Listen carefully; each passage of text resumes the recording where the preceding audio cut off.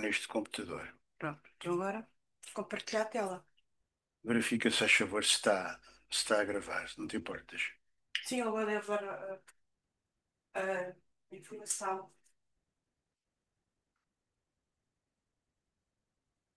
Sim, está aqui, está sendo gravada. Tá?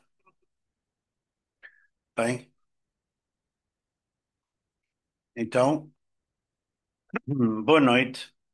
E apesar de sermos poucos, o desejo mantém-se de fazermos mais uma sessão de curso de introdução experimental e provisório ao pensamento de Slavoj Zizek, estando previstas, relembro, não é?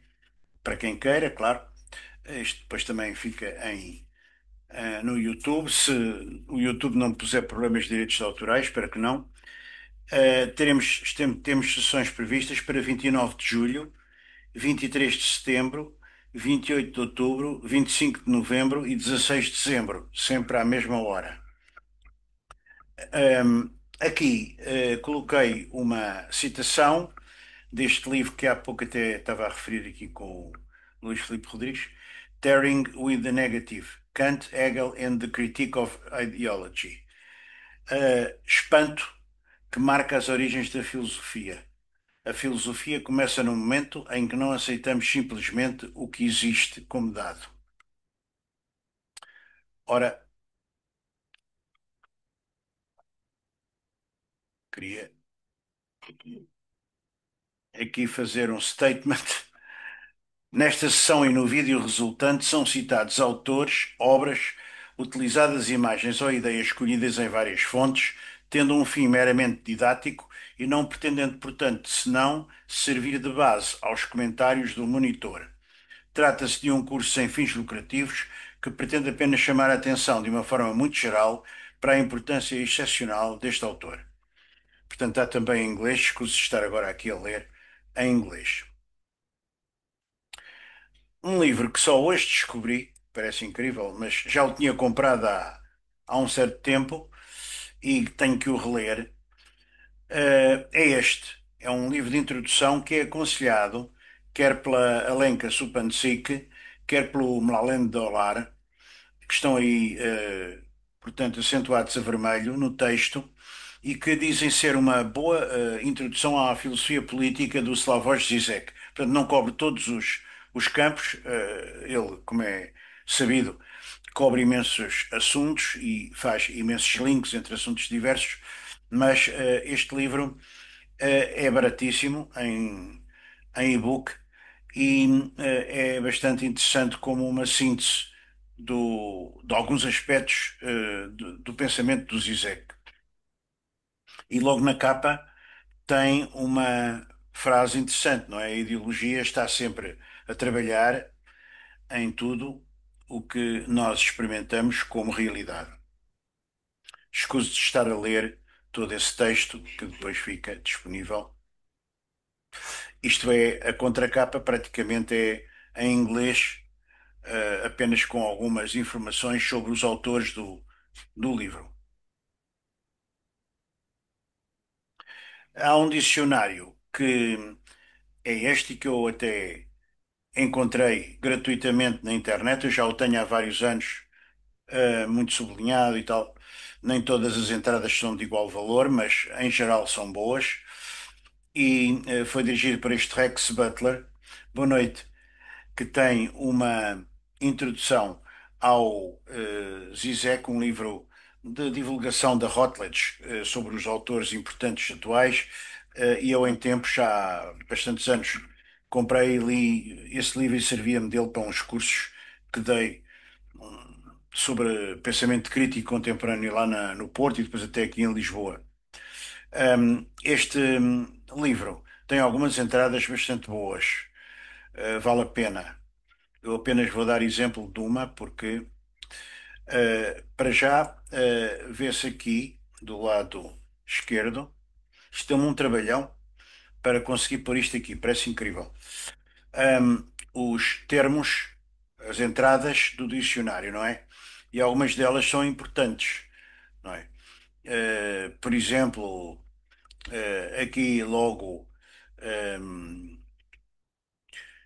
universalidade concreta, por exemplo, ou desejo, pulsão, ou gozo, jouissance, que é a palavra francesa, não é? Enjoyment em inglês, fantasia ou fantasma, com certeza, fetiche de negação fetichista, os quatro discursos, que é os quatro discursos de Lacan, depois também historicismo, historicidade, ideologia, artigo bom.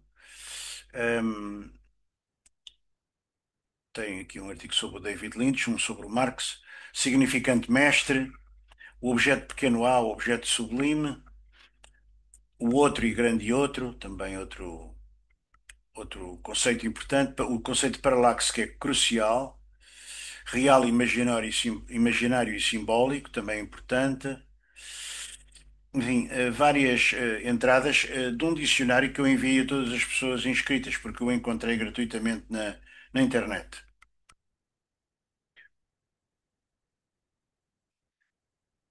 A primeira entrada deste dicionário, só dou este exemplo, vou tentar pôr aqui em baixo, para não cobrir o texto, é intitulada Ato, a cargo de uma autora, Sheila Kunkel, professora associada da Faculdade de Estudos Individualizados da Metropolitan State University, no Minnesota, que é possível ser ouvido num vídeo de um indivíduo que se consagrou a fazer vários vídeos sobre algumas das entradas.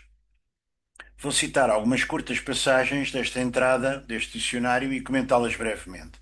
A autora chama a atenção para um conceito hegeliano que está permanentemente presente em Zizek. Trata-se do ato, aliás, isto refere-se também a um dos seminários de Lacan, não é? Um seminário difícil, o seminário 15, que se chama o ato psicanalítico, e que o Lacan fez muito dirigido também à prática dos psicanalistas. Aliás, o seu ensino era muito dirigido principalmente a psicanalistas, mas depois foi começando a interessar toda uma multidão de outras pessoas. Eh, e então, este ato, diz ela, e isso é importante, cria retroativamente as condições da sua própria possibilidade. Ora, esta causalidade retroativa é tipicamente hegeliana, não é? E é precisamente a tal dialética em que os fins são causas dos princípios. Porque, na verdade, só no fim é que nós conseguimos apurar realmente qual foi a causa que deu origem a esse mesmo fim. Portanto, a realidade aparece-nos como qualquer coisa de não previsível, mas no fim quase nos dá a sensação de ter sido determinada através da consequência do que aconteceu, e que só no fim se torna totalmente compreensível. Citando Zizek, o ato não é, portanto, abissal, no sentido de um gesto irracional que escapa a todos os critérios racionais. Ele pode e deve ser julgado através de critérios racionais universais. A questão é apenas que ele muda, recria, os próprios critérios pelos quais devia ser julgado. Ele faz mais do que intervir na realidade no sentido de ter consequências reais. Ele redefine o que conta como realidade. Portanto, um ato não é apenas um acrescento a uma realidade já existente, é um refazer, não é? Quando ele é realmente um ato, não é? Não é? Nem tudo é um ato. Quando ele é realmente um ato, ele refaz o sentido da realidade que já existia. E a autora acrescenta esta reflexão crucial. Um ato não se limita a mudar o que consideramos como realidade, mostra como essa realidade é ontologicamente incompleta, não toda. Porquê? Porque ao fazermos um ato, não é? Não fazemos mil atos. Somos circunscritos sempre, não é? Na nossa ação e na nossa capacidade de atuar. Portanto, tomamos mais consciência prática, inclusive, e teórica, de que somos seres da incompletude. Como a própria realidade, ela mesma é incompleta, é não toda, não é? Ao nível mais fundamental, um ato, diz a autora, revela um impasse ou uma inconsistência no cerne da ordem sociossimbólica, que é a ordem que vivemos no dia a dia. Expõe a que ponto a realidade está dividida a partir de dentro. Portanto, a realidade é intrinsecamente parcial, sempre. E não é apenas uma questão do observador só conseguir ver uma parte da realidade, é que a realidade ela mesma, ontologicamente, é parcial, porque não há nenhum Deus ou nenhum significante mestre ou uma entidade extraordinária que conseguisse ver a realidade toda, não é? Omnipresente, omnisciente, etc, etc. Isso são coisas que os homens inventaram, que as pessoas inventaram para completar e compensar o seu mal-estar pela realidade ser precisamente não toda. E acrescenta um pouco depois, um ato não se opõe a um significante mestre, porque o significante mestre, como uma espécie de fetiche, digamos, ou mito, funciona, não é? Mas nós sabemos que ele não existe na verdade, é apenas uma referência. Nem funciona em oposição a uma ordem simbólica, também é uma ordem fictícia, mas funciona, não é? Sem ela, era impossível vivermos em conjunto, porque existe totalmente dentro dela, mas uma vez realizado, revela como essa ordem é não toda, é incompleta, abre o vazio que o simbólico representa. Isto é bastante interessante, não é? Este slide, não sei se até já teria mostrado, é a edição em português do Brasil, pela editora Civilização Brasileira, do primeiro livro do Zizek, agora já noutra edição, O Sublime Objeto da Ideologia, e que de facto não está acessível em Portugal porque o vídeo, ou melhor, o e-book o- em formato Kindle não se vende ainda cá.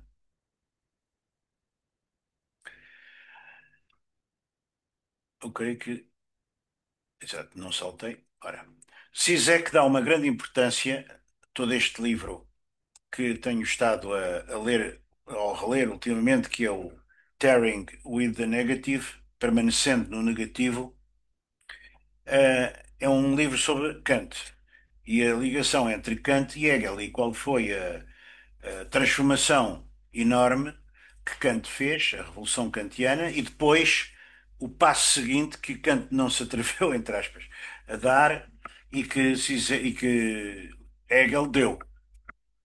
Zizek dá uma grande importância à revolução transcendental de Kant e apenas refere que ele não levou até ao fim essa revolução, que seria depois concretizada por Hegel de maneira algo surpreendente, recorrendo à dialética. O pensamento de Kant é um pensamento transcendental, nisso é onde ele inaugura a filosofia crítica moderna, não é? Tendo que se ver aqui esta palavra transcendental como um conjunto, digamos assim, de condições de que partimos sempre, não é? Para observar a realidade.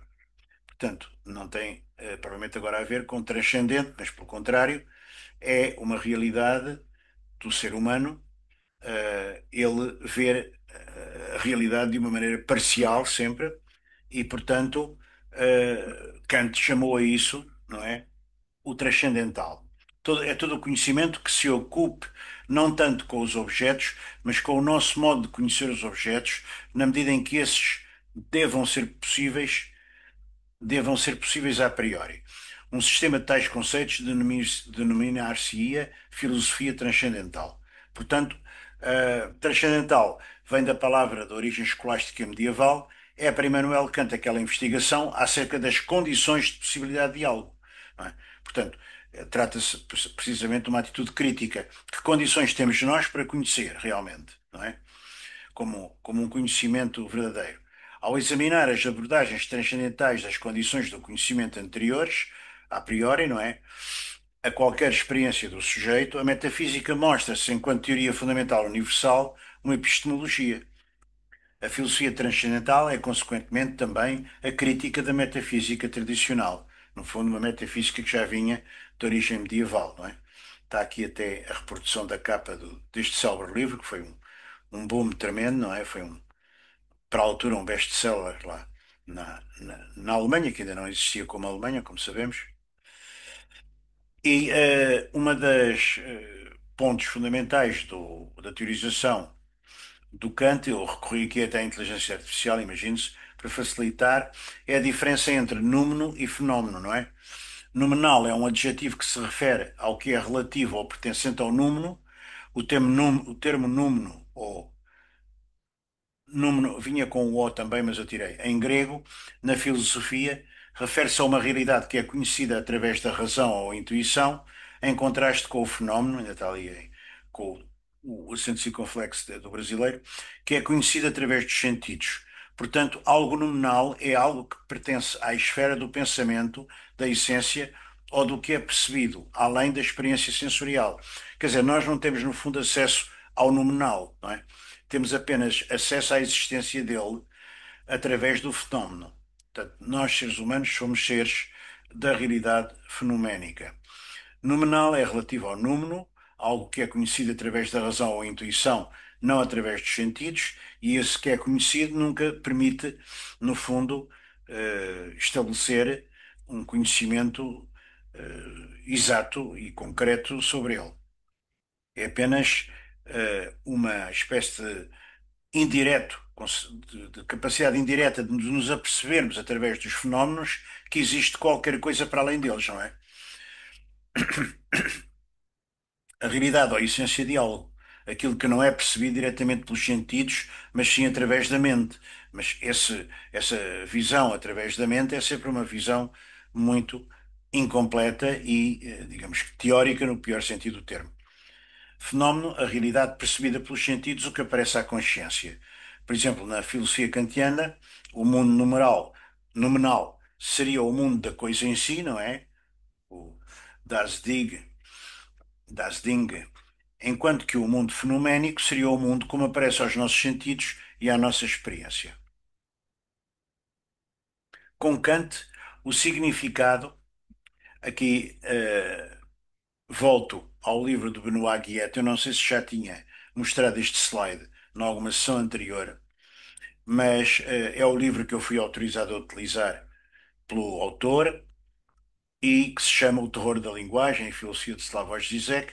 É um livro interessante, é um livro bom, um livro sério, mas é um livro que não cobre, digamos, a obra do Zizek em alguns dos aspectos que eu acho muito importantes. Por isso tenho estado a tentar, e através de uma certa evolução que se deu na minha ideia deste curso, tenho estado a tentar precisamente ir a outras fontes para aqui, para estas sessões. Mas, como aqui há uma citação que se refere a Kant, vem a propósito. Com Kant, o significado torna-se um significante. Como sabemos, não é? Vou falar daí um pouco sobre isso mais uma vez. Há aquela divisão no signo linguístico entre significante e significado. Saussure, nos anos 20, um suíço, nos seus cursos de linguística geral, atribuiu sempre uma importância muito grande ao significado e depois ele estava em relação com o significante. O significante seria um som, portanto, o som cadeira ou o som mesa, que reportava para uma outra realidade, um conceito de mesa ou de cadeira, que por sua vez reportava para qualquer mesa ou cadeira específica, concreta, não é? Que é o referente. O significado torna-se um significante, ou seja, a realidade é-nos apresentada e conhecida nos termos ditados pela ordem simbólica. O significante torna-se significado quando passamos de Kant a Hegel, quando realizamos uma reflexão ou uma inversão dialética, isto é, quando concebemos a falha que separa os fenómenos dos números, como vimos anteriormente, como sendo uma falha do próprio interior dos números. Portanto, a realidade nominal ela própria, não é? É-nos acessível para Hegel, ao contrário de para Kant, mas é-nos acessível como uma realidade incompleta. Portanto, Kant, digamos que não viu isso, não é? Parou aí à porta da realidade nominal. Toda a autoridade simbólica é uma impostora, no sentido de que deve tudo à estrutura que a colocou no lugar do mestre. O indivíduo com o título de mestre, de rei ou de líder, pode muito bem pensar que é o mestre porque toma boas decisões, mas na verdade é a maquinaria simbólica, portanto, no fundo, a maquinaria da linguagem, não é? Que lhe dita automaticamente as suas decisões. Ser rei é um mandato simbólico e rei é um significante vazio, no sentido de que um rei é amado e seguido pelos seus súbditos, sem de relação com as suas características individuais particulares, assim como uma pessoa amada nunca é amada por características claramente identificáveis. Ou seja, eu não vou amar a pessoa X, Y ou Z, dizendo, esta pessoa tem uma cara determinada ou que tem estas características determinadas, por isso é que eu amo. Não, o amor é da origem do inconsciente. Eu nunca sei porque é que amo determinada pessoa e não outra. A indiferença ou cegueira de um amante em relação às características concretas da pessoa amada está ligada à ordem simbólica ou ao papel do significante mestre, que é um significante vazio. Portanto, o significante mestre diz sempre em psicanálise e em teoria psicanalítica S1, que é realmente aquele significante inicial, que depois reporta para o S2, que é a metonímia dos outros significantes. Portanto, se eu digo, por exemplo, vamos tratar hoje aqui de Zizek, esse será o nosso significante mestre, que depois reporta para tudo o que nós vamos dizer, os S2, a sequência metonímica do que vamos aqui dizer a propósito de Zizek, desse significante inicial. Ter autoridade não é uma característica direta possuída pelo mestre, mas um efeito da relação social entre ele e os seus súbditos. Ou seja, isto é para mostrar que a realidade é, em certa medida, uma ilusão. A realidade tem a estrutura da ficção, não é? Como a verdade tem a estrutura da ficção, frase do Lacan, e a realidade que se estrutura assim e que é aquela que mantém o ser humano em boa convivência, tanto quanto possível. Atualmente não vemos muito boa convivência no mundo em certos aspectos, mas é fundamental as pessoas entenderem-se através, nomeadamente, da linguagem, do que a linguagem permite simbolizar, não é? Ora, aqui está a capa do tal livro que eu estava a referir, e que eu traduzi agora com a ajuda do DeepL. Tenho o DeepL pago, permite traduzir eh, documentos extensos, mas vale a pena. Este Tearing with the Negative, Kant, Hegel and the Critique of Ideology. Tearing permanecendo, digamos assim, com o negativo. É um livro extremamente fascinante, mas tem que se ler várias vezes. E eu até pensei, se para o ano houvesse pessoas interessadas, evidentemente, em, com a autorização do autor, porque aí teria que ter a autorização do Zizek, mas eu tenho o e-mail dele e consigo contatá-lo, pedir-lhe autorização para poder, inclusive, também partilhar a minha tradução do livro, que eu, entretanto, irei aperfeiçoando. Estou a aperfeiçoar neste momento. Da contracapa, há aqui uma apresentação do livro que pouco diz, não é? No fundo, não é? Apenas a transcrevi aí. É um livro em que é um livro em que peço desculpa, em que o Zizek aborda, de facto, o Kant e mostra a sua relação com o Hegel. É um livro de filosofia, porque o Zizek tem, no fundo, dois tipos de livros. Perdão. Livros de filosofia, como é o seu primeiro livro em inglês, O Objeto Sublime da Ideologia, não é?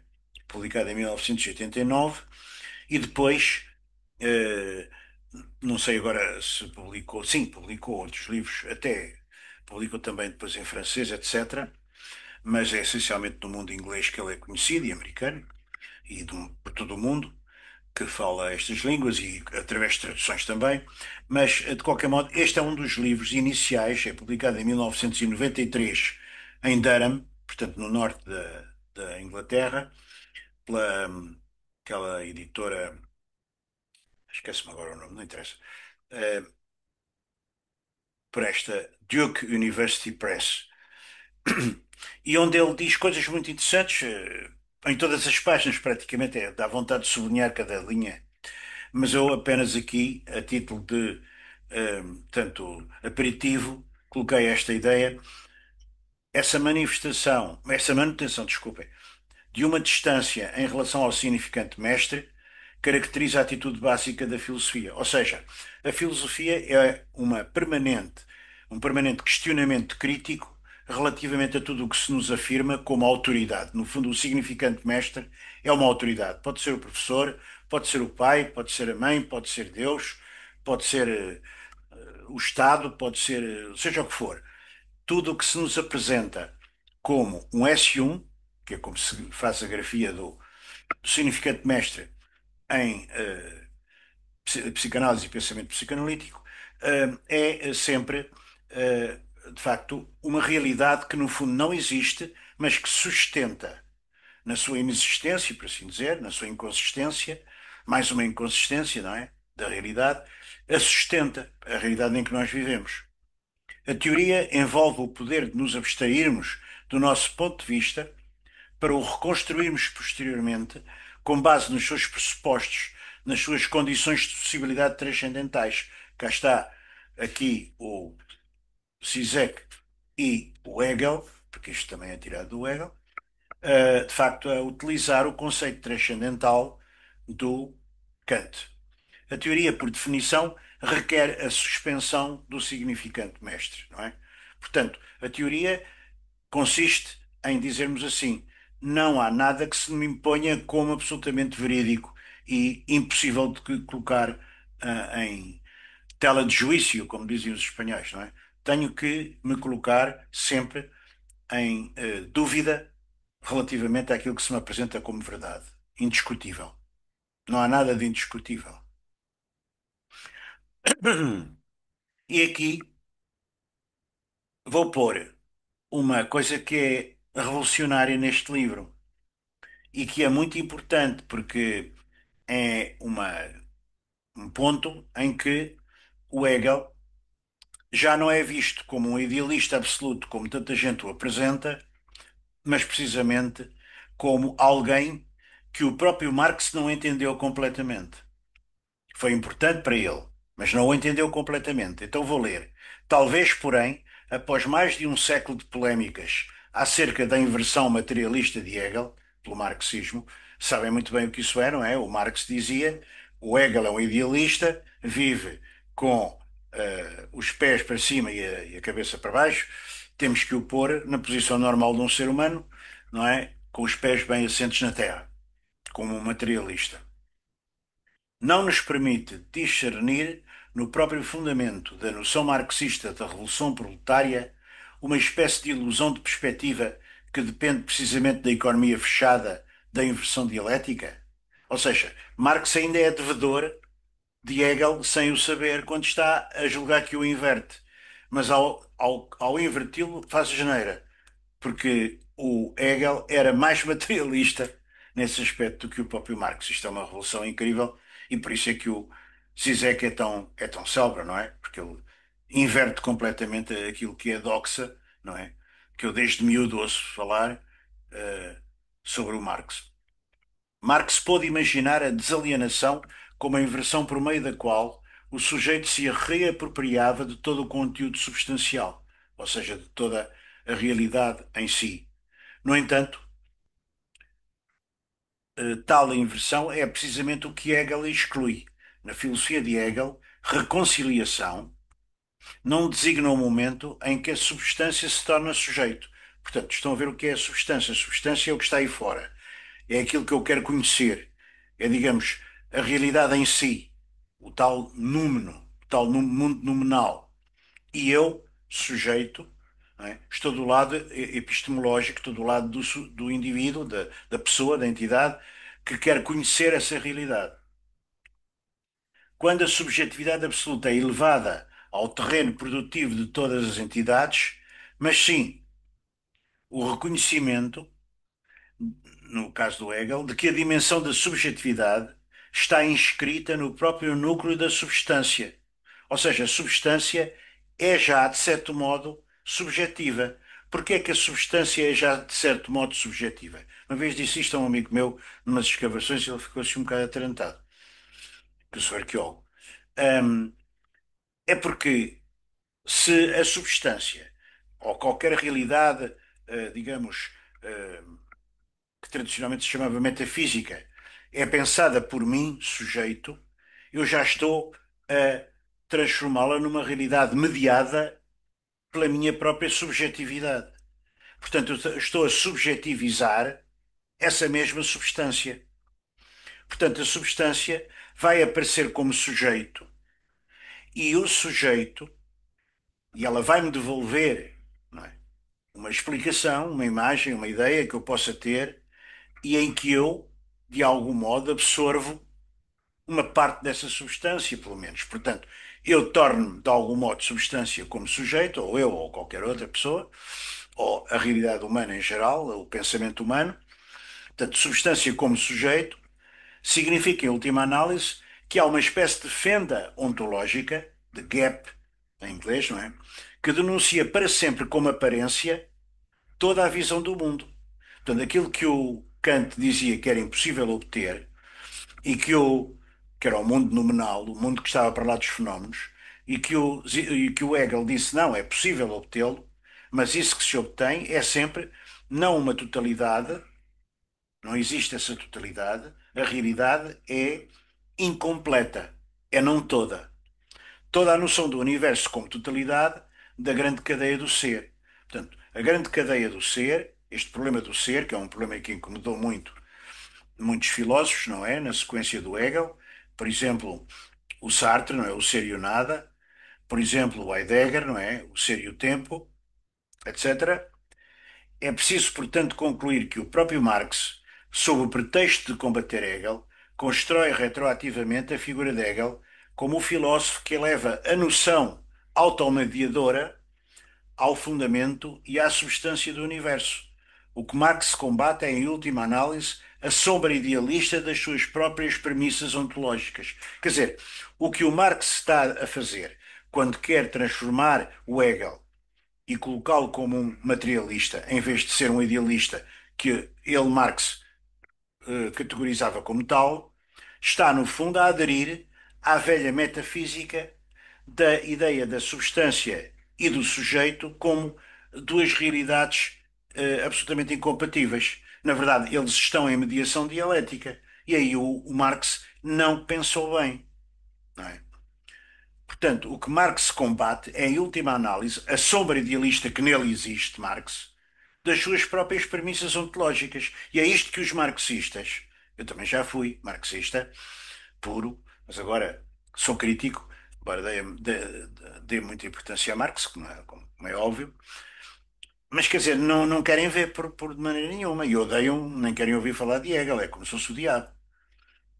Em suma, Hegel como idealista absoluto, que é aquilo que apresentam todas as enciclopédias e dicionários e coisas que para aí se escrevem, fora as muitas dezenas de pessoas que já se dedicam a Hegel de outra maneira há décadas, não é? Não dizem isso, mas pronto, é um deslocamento. O que Hegel faz,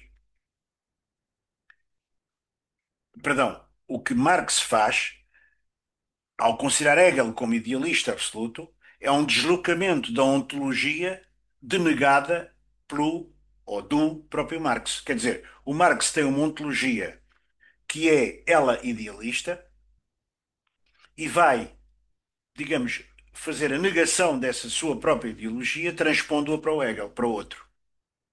Não é, pergunta Zizek, o caráter radicalmente ambíguo da referência de Marx a Hegel o sintoma desse deslocamento e, portanto, da impossibilidade inerente ao projeto marxista?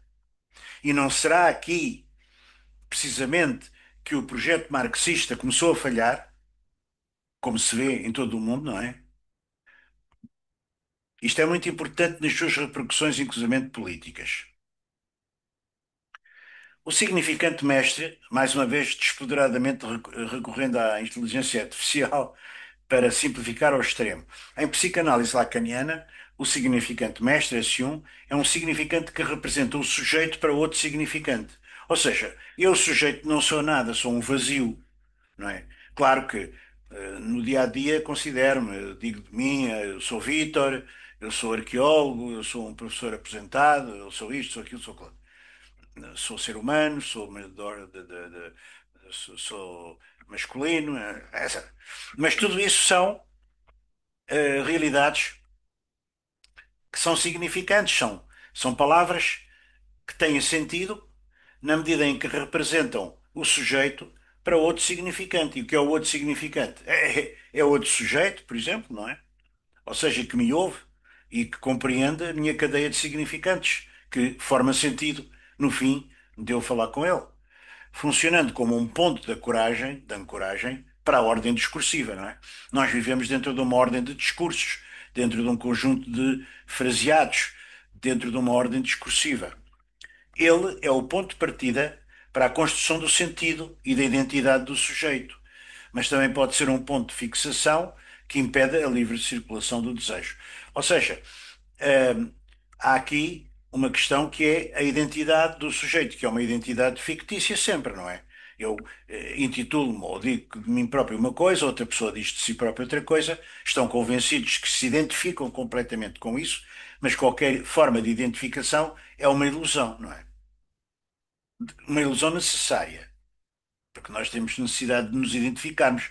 Há pessoas que até não tendo já nada com que se identificar e sendo pessoas, às vezes, com literacia, outras vezes sem literacia, identificam-se, por exemplo, com um clube desportivo, ou com um jogador de futebol, ou com, sei lá com quem, com um político qualquer, etc.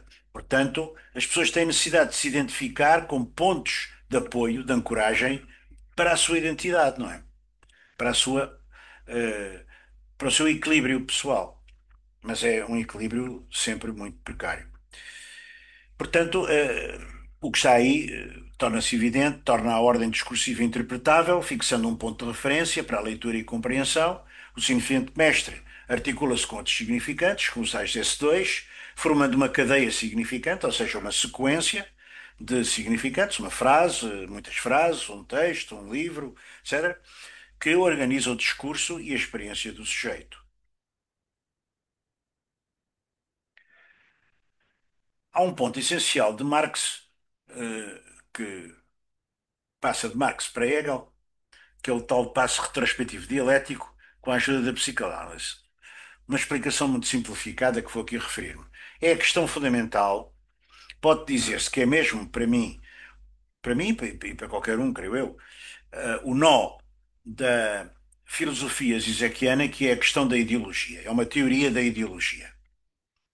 A ideologia não é simplesmente, como Marx na altura referiu e bem, não é? Porque também o é, mas não é só, uma falsa consciência. Ou seja, uma representação ilusória da realidade. Eu acredito que existe, por exemplo, uma entidade protetora que me pode salvar se eu tiver, por exemplo, um AVC e, na verdade, muitas vezes o serviço não funciona suficientemente para me socorrer a tempo. Mas eu posso ter uma falsa consciência em relação a muitas outras coisas. Por exemplo, posso adorar o meu patrão, achar que ele me dá um ordenado muito razoável e que é justo que ele me dê esse ordenado e não mais.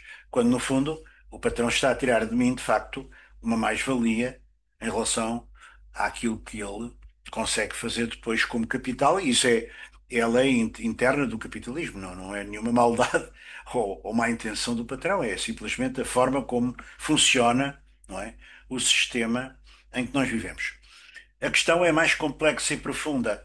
É essa própria realidade que já deve ser concebida como ideológica.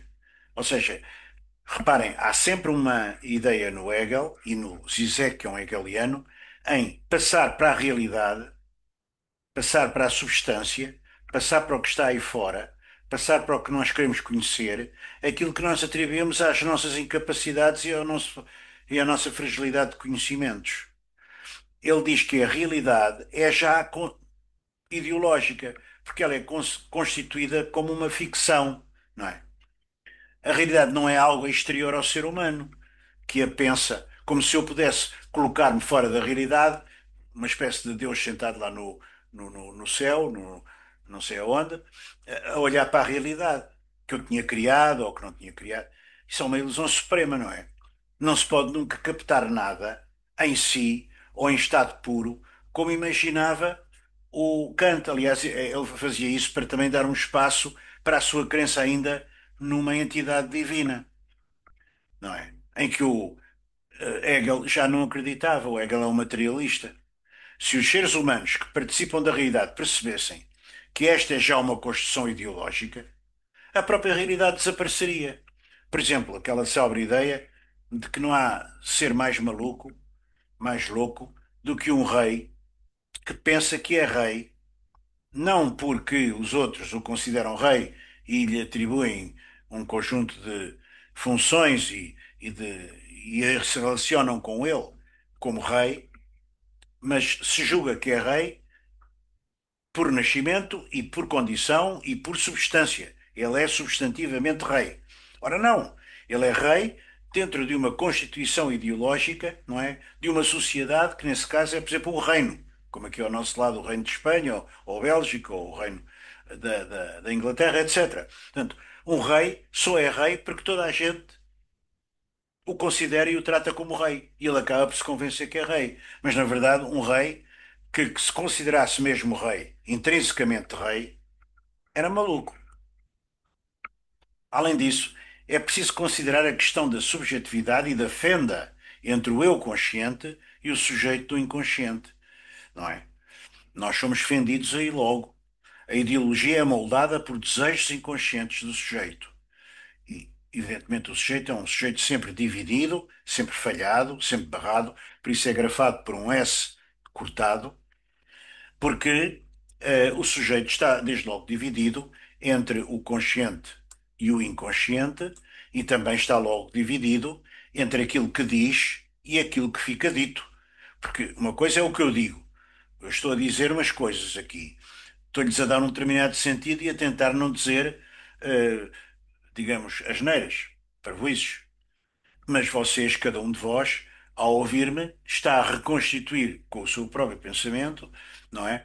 Aquilo que eu digo. Portanto, eu sou um sujeito da, da enunciação, mas produzo enunciados que têm um efeito diferente em cada um dos ouvintes. Portanto, lá está. E cada um tem uma ideologia diferente do outro ou da outra, na medida em que a ideologia é um conjunto de convicções, de ideias, e é performativa. Isto é, a ideologia não é um conjunto de ideias nesse sentido de eu começar a escrever um livro e expor a minha ideologia lá. Não. A ideologia mostra-se nas mais pequenas performances. Por exemplo, nós estamos perante um conjunto de pessoas numa cena qualquer e estamos logo a ver, olha, aquela pessoa tem uma origem quase de certeza camponesa ou de lavrador. Aquela pessoa tem uma origem, por exemplo, de novo rico. Aquela pessoa tem um comportamento que é típico, etc. Que com a vida vamos nos habituando a classificar, não é? Mesmo que de uma forma muito primária e muitas vezes errónea, mas temos que fazer uma opinião qualquer e somos intuitivos, não é? Muitas vezes enganamos-nos ao classificar os outros ou a realidade que nos rodeia. Portanto, o conceito de hábitos do Bourdieu, o que era? O Bourdieu era natural da África do Norte, não é? Que era uma colónia francesa, tanto creio que na Argélia, claro. E observou, até publicou um livro muito interessante sobre isso, de antropologia, observou os hábitos, mas não é hábitos com O, é hábitos com U, criou esse conceito como um comportamento de que os sujeitos que o têm não se apercebem perfeitamente. Por exemplo, nos bailes de aldeias da comunidade aldeã de camponeses lá da Argélia, de onde ele, em última análise, vinha e que depois estudou como sociólogo, havia certos homens que muitas vezes não conseguiam arranjar nenhuma mulher para irem dançar. As mulheres estavam de um lado, os homens estavam do outro, e depois, ainda no meu tempo era assim, quando eu era novo, íamos desafiar uma rapariga para dançar. Quando isso era organizado pelas famílias, que estavam sempre ali a vigiar e indicavam e tal, olha, vai dançar com aquele, vai dançar com aquela, era fácil para os homens todos terem uma companheira e vice-versa. Quando a coisa se tornou, digamos, já dependente do, muito à maneira moderna, muito à maneira europeia, não é? Por aculturação, qualquer coisa da livre vontade, supostamente, de cada indivíduo, era cada indivíduo que tinha que se desenrascar, por assim dizer, nessas sociedades tradicionais em, antes que outros se precipitassem, dirigir-se para a sua interlocutora ou para a sua companheira de dança, que normalmente ia-se escolher naturalmente aquela pessoa cujo aspecto agradava mais. Bom, e o Bourdieu criou esse conceito que conhecem certamente de hábitos, não é? Que é um conjunto de tiques ou de gestos muito subtis que as pessoas, com que as pessoas denunciam a sua origem social, por exemplo, ou outras coisas, cujo domínio, em geral, foge completamente à consciência. Por isso é que é tão interessante, não é? Um exemplo corriqueiro. Uma pessoa pode acreditar ser de esquerda, estar ao lado dos trabalhadores explorados, supostamente, e, na prática, ter todos os desejos, maneiras, tiques, hábitos de um burguês. É muitas vezes aquilo que se chama a esquerda caviar, não é? O ser humano não é inteiriço, é um ser contraditório com a realidade, não é? Ou seja, um ser humano pode defender ideias de extrema emancipação da esquerda ou até de emancipação da mulher, de sendo um homem, etc. E, no fundo, às vezes, na prática, não sendo assim lá tanto como isso que diz ser, ou que diz gostar.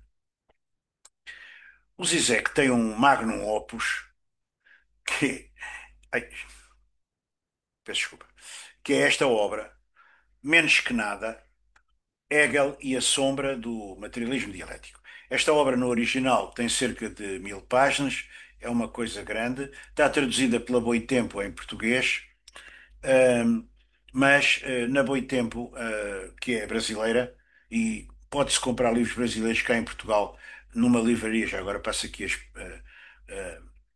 a propaganda, mas eu não sou, não tenho comissão da livraria, que é a livraria da Travessa ali na Rua da Escola Politécnica ao Príncipe Real. Pode-se lá encomendar livros vindos do Brasil, porque cá em Portugal é muito difícil de comprar livros do Brasil. E às vezes os brasileiros têm coisas interessantes, não é?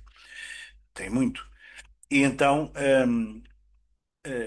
porquê que menos que nada? Este conceito é que é um bocado estranho de elucidar. Já vamos ver isso. Portanto, nos últimos séculos, a filosofia ocidental desenvolveu-se à sombra de Hegel, uma influência da qual cada novo pensador luta para escapar. Na verdade, mesmo aqueles que odeiam Hegel, e são muitos, e foram muitos, não é? Por exemplo, Foucault e Derrida e muitos outros autores, que tinham como ideia principal libertar-se absolutamente do Hegel. Mas mesmo tendo essa obsessão de se libertar do Hegel, estavam ainda a tomá-lo em consideração, não é? Às vezes uma das formas de darmos importância a outrem é não querermos nada a ver com essa pessoa. É porque essa pessoa nos provoca qualquer coisa de importante. Como consequência, o idealismo absoluto de Hegel, entre aspas, tornou-se o bicho-papão da filosofia, obscurecendo o facto de que ele é o filósofo que definiu a transição histórica para a modernidade, um período com o qual os nossos tempos partilham semelhanças surpreendentes. Nossos tempos conturbados. E lembremos de que o Hegel, que inclusivamente faleceu não com Covid, porque o Covid não existia nessa altura, mas com cólera, aos 60 anos, eh, quando estava no auge da sua carreira em Berlim, o Hegel estava a refazer a revisão da filosofia do espírito, que não pôde concluir, fez ainda umas revisões na ciência da lógica, que é um livro absolutamente crucial, é o livro mais importante talvez do Hegel. Um, enfim, foi uma pena muito grande porque ele era um filósofo por excelência naquela altura, porque ele estava a dar aulas, não havia ainda a Alemanha, mas estava a dar aulas já na cidade que hoje é a capital da Alemanha, ou seja, em Berlim, não é? E a Universidade de Berlim era muito afamada. Hoje, com o capitalismo global a desmoronar-se, estamos a entrar num novo período de transição. Em Less Than Nothing, isto é a apresentação do livro, fruto de uma carreira dedicada a este tema, Slavoj Zizek defende que é imperativo não nos limitarmos a regressar a Hegel, mas sim repetir e superar os seus triunfos, ultrapassando as suas limitações e sendo ainda mais hegelianos do que o próprio mestre. É uma ideia constante no Zizek de que nós somos herdeiros testamentários, por assim dizer, quase, dos autores anteriores, temos a obrigação de os ler e de os reinterpretar à luz do nosso tempo.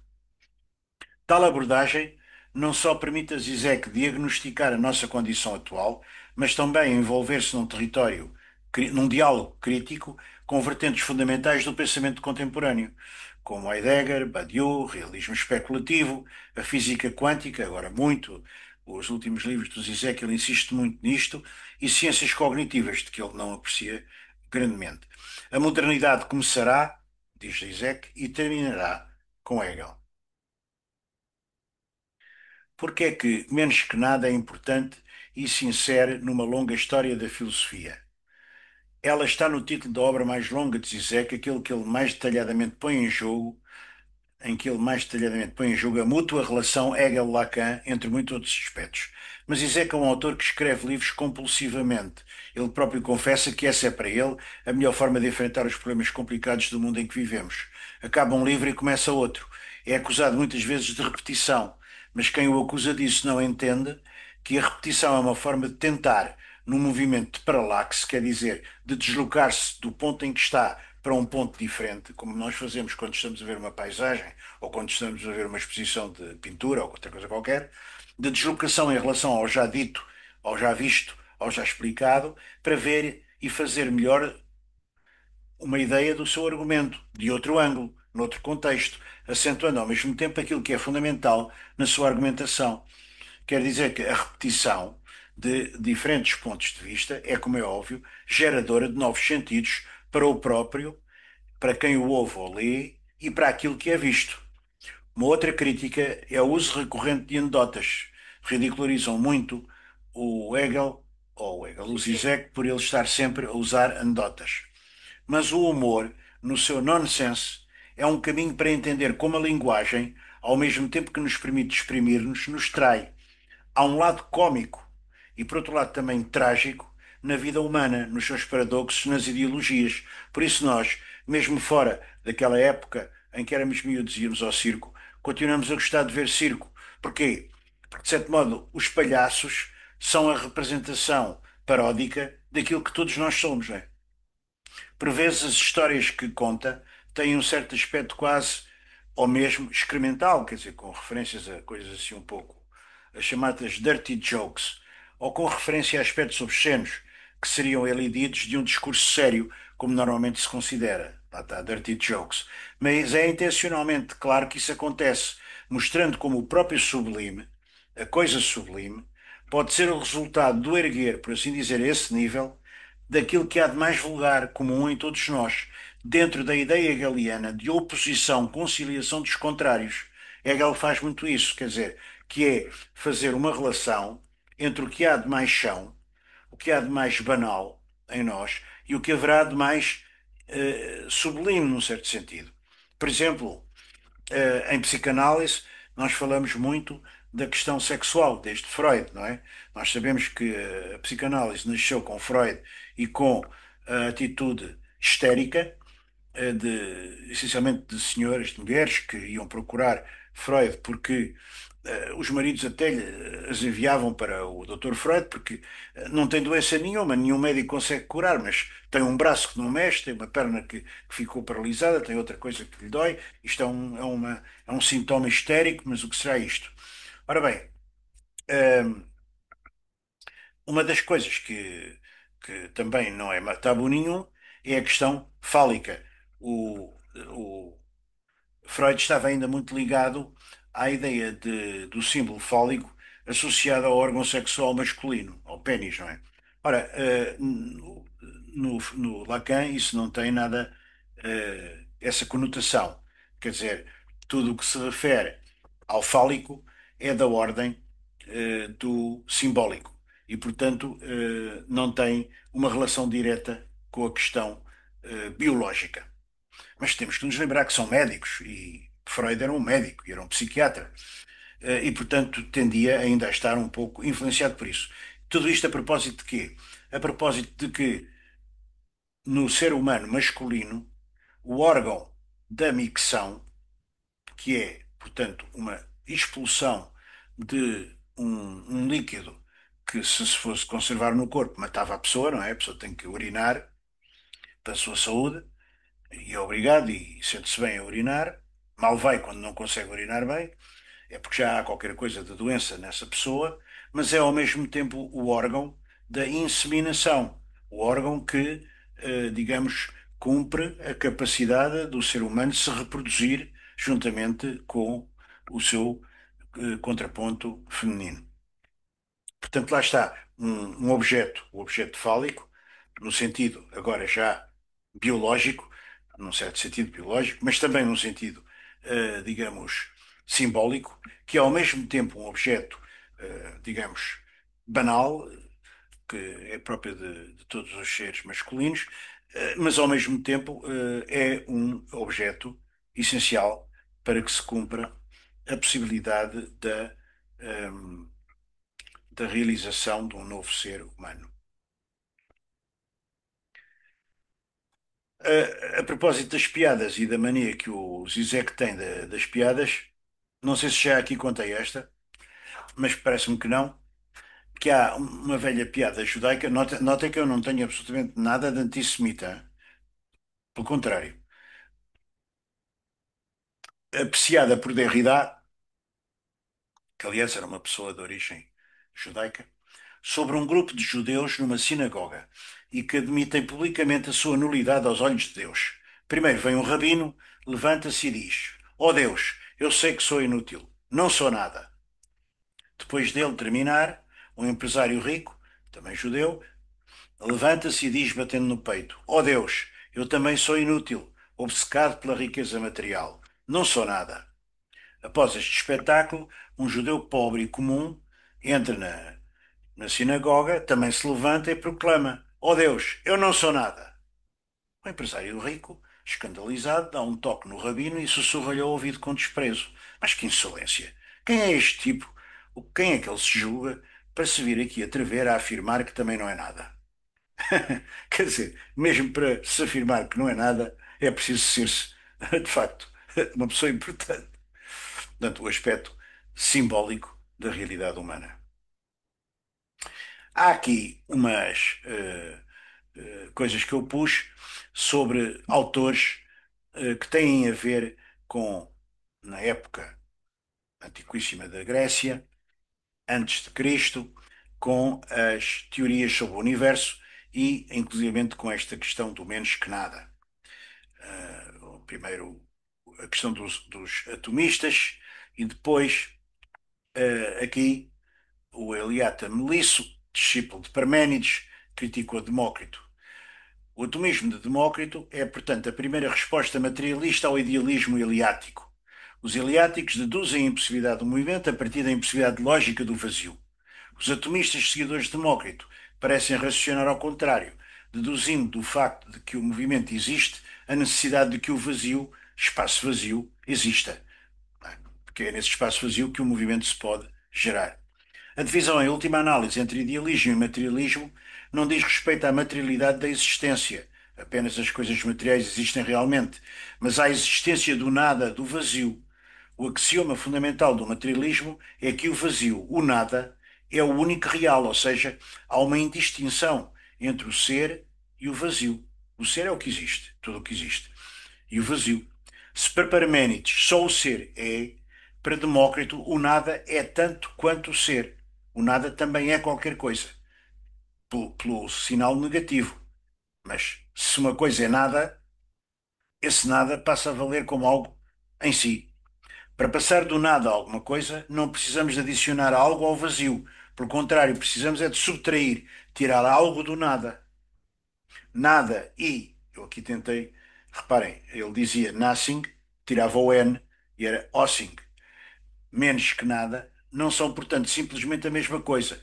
Nada é o vazio gerador do qual emergem os assings, as hadas, aquilo que é menos que nada. Entidades pré-ontológicas, primordialmente contraídas. A este nível, o nada é mais do que menos que nada. O negativo é mais do que o positivo. No entanto, quando entramos na realidade ontologicamente constituída de forma plena, a relação inverte-se. Algo é mais do que nada, ou seja, nada é puramente negativo, uma privação de algo, não é? Parece aqui este tal Melissa de Samos, mas não nos vamos perder com isso. Portanto, eu creio que já mostrei este slide, que representa a autorização que eu tive para usar partes deste livro do Benoît Arquiette aqui, que já até enviei 2 capítulos às pessoas inscritas, e não sei se apresentei estes pensamentos tirados do livro do Guiette sobre a obra do Zizek, mas vou referir. O que sustenta a circularidade ou a autorreferencialidade de uma rede simbólica, portanto, no fundo, da realidade na qual vivemos através da linguagem, filtrada, digamos assim, pela linguagem, é o significante diferencial puro, ou seja, o significante mestre, o S1, que acolchoa, já explico isto, os outros significantes, S2. S1 torna possível superar a falta de ancoragem ou consistência no próprio cerne dos significantes comuns. Quer dizer, se eu me pusesse para aqui a dizer uma quantidade de frases, umas a seguir às outras, isto não tinha sentido nenhum o que eu estava a dizer, não é? Era uma, era um chorrilho incompreensível, um blá blá blá blá blá que nunca mais acabava. O que é que faz com que isso tenha sentido? É exatamente o ponto chamado, em francês pelo Lacan, point de capiton, e que se traduz em português por ponto de acolchoamento, ou os brasileiros usam muito o ponto de basta. O que é esse ponto? É um ponto relacionado com as pessoas que fazem, por exemplo, hum, maples, ou sofás, ou acolchoam. São indivíduos que fazem, por exemplo, aquelas, eh, ai, eh, locais onde nós colocamos a cabeça para nos almofadas, estava a falhar a palavra, aquelas almofadas, por exemplo, que se põem às vezes em cima dos sofás e que têm ao meio um botão. Esse botão o que é que faz? Prende os bocados de tecido, não é? Ali, fixa ali o sentido, neste caso o sentido da realidade. Não é?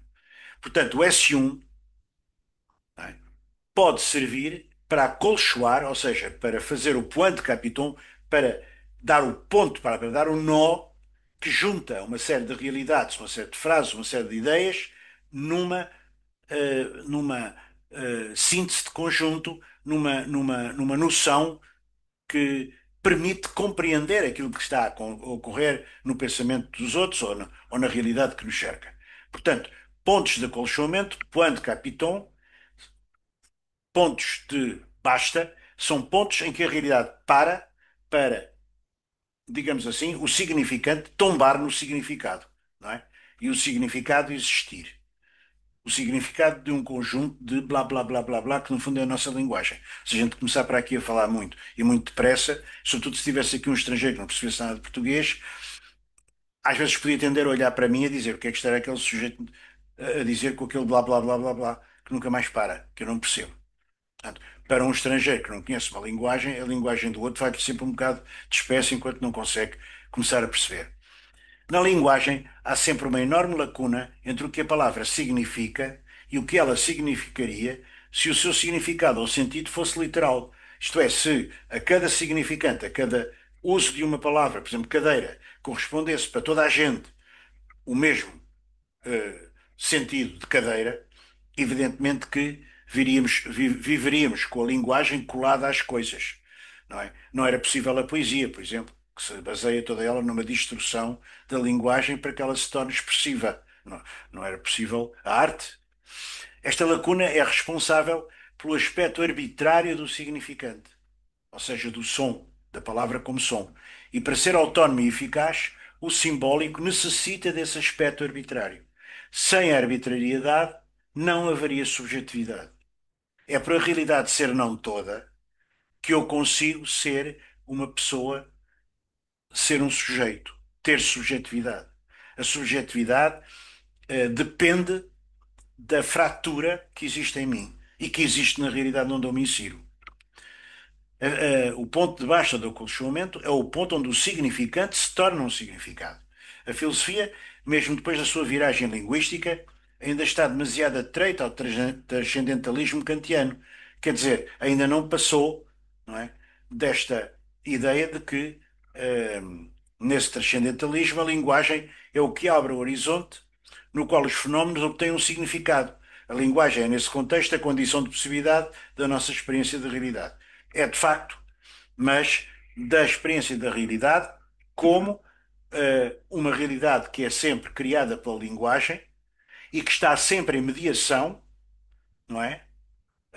Entre aquele que pensa, aquele que vê, aquele que observa, aquele que estuda, aquele que investiga, ou aqueles que pensam e investigam, entre as comunidades, entre as pessoas, entre as realidades humanas e a própria realidade com que elas se relacionam, em que se movimentam, etc. Portanto, há uma relação de mediação dialética, há um pensamento circular, uma realidade circular. Digamos que é como uma espécie de ricochete, não é? É um pouco como uma espécie daqueles bumerangues, não é? Que usam os indígenas australianos, ou usavam.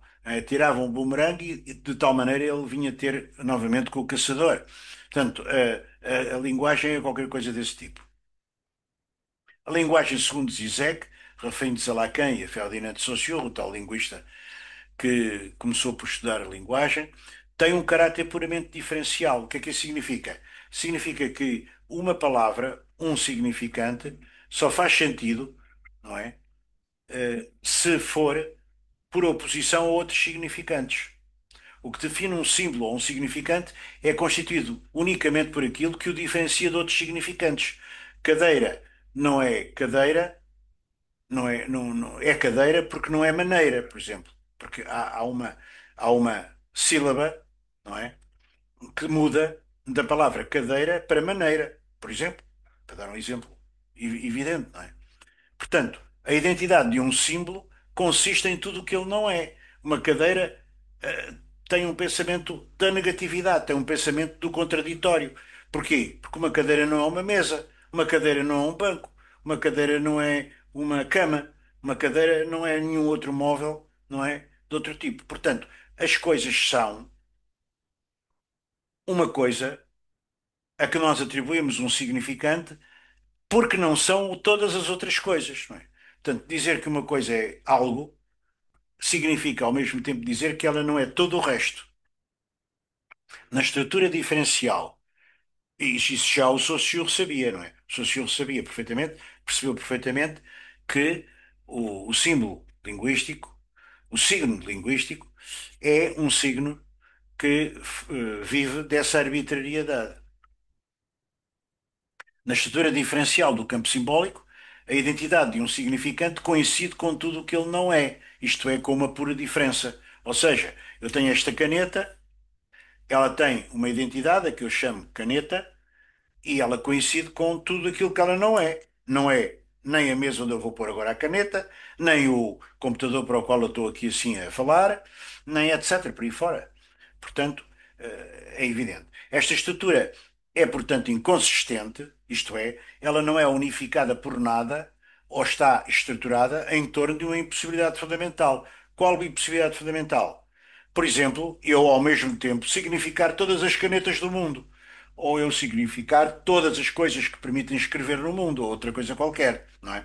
Ou seja, estou sempre sujeito à particularidade de cada momento e de cada situação, ou não todo de cada significação.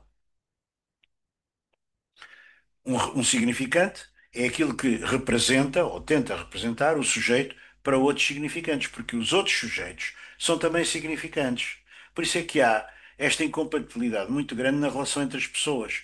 Porque eu digo uma coisa e estou convencido de que a outra pessoa vai perceber o sentido em que eu lhe estou a dizer aquilo que estou a dizer. Mas às vezes há uma incompreensão completa ou parcial. A outra pessoa fica espantada ou até aborrecida com aquilo que eu digo. Não compreendo o que eu estou a querer dizer. Eu digo, não, mas não é isso. É assim, assado. Portanto, entre os seres humanos há um desentendimento estrutural.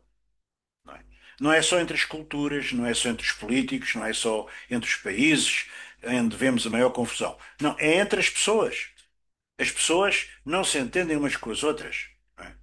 A não ser quando estão extremamente apaixonadas ou também quando passam desse estádio a um estádio de companheirismo e de solidariedade e de amizade humana, que é muito importante no ser humano, porque senão tudo isto se desconjuntava. Ora, cá está o signo linguístico do Saussure, não é? Está aqui o bonequinho com a figura dele. Eu já disse isto tudo, não é? Portanto, acho que como isto vai ficar, em princípio, disponível, cá está o significado. Porque o Saussure não colocava por cima desta barra, não colocava o significante, colocava o significado. Foi o Lacan que inverteu isto, não é? Pôs o nome árvore, ou seja, o som, em primeiro plano. E depois é que pôs o significado em baixo, não é? Um signo, o signo linguístico é composto por significado e significante, e também, de certo modo, entra com uma outra relação com o referente, que é o empírico, aquele a que esse signo linguístico se refere, se for o caso disso, porque um signo linguístico pode definir uma coisa abstrata, não é? Um signo é aquilo que os outros signos não são.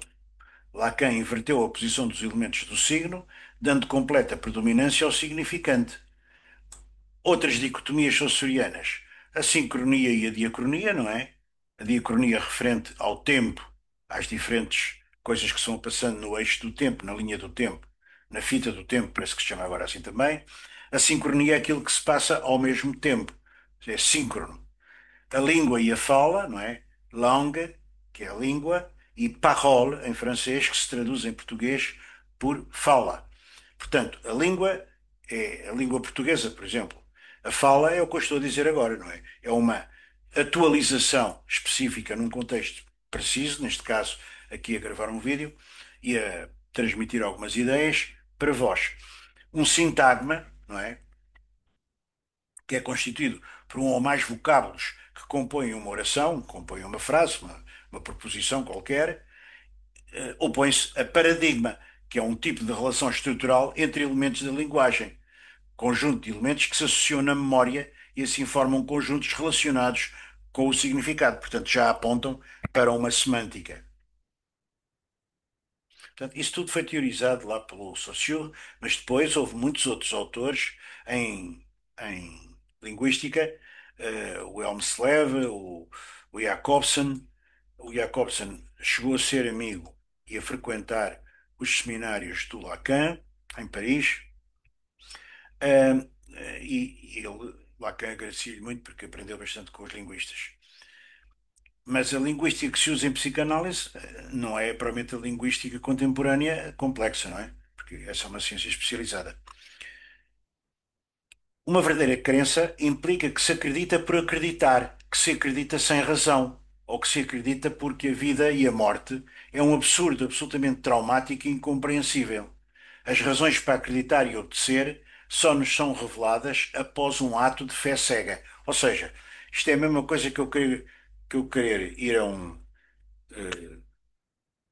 indivíduo convicto de uma determinada religião, X ou Y, e tentar provar de uma forma racional que essa religião não é tão boa como a minha, ou como outra, ou como até uma posição de ateísmo.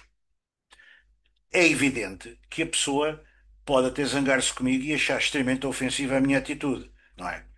Porque ninguém acredita, não é? Por causa de provas para acreditar. Não existem provas de que existe Deus. Não é? As pessoas não acreditam nisso.